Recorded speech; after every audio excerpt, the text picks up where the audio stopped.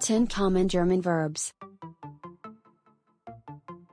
Sprechen, To speak, to talk, to recite. wer spricht? Bringen, To bring, to take, to present. Hans hat sie zum Bahnhof gebracht. Leben, To live, to exist, to reside. habt ihr jemals im Ausland gelebt? Fahren, To drive, to go, to travel. am nächsten Tag sind wir nach Berlin gefahren. Meinen, To think, to mean, to intend. was meinen Sie?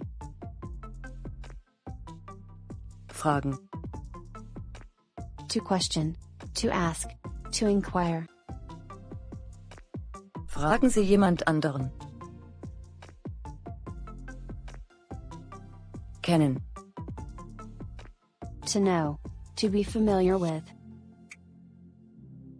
sie kennt ihn aus der Schule.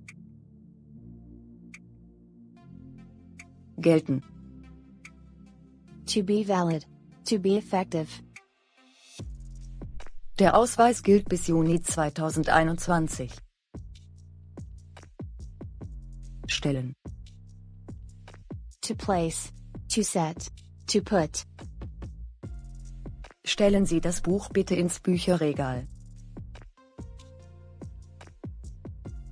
Spielen, To play, to act, to perform. wollen wir Karten spielen? Sollten Sie gleich unseren YouTube-Channel abonnieren. Danke fürs Zuschauen.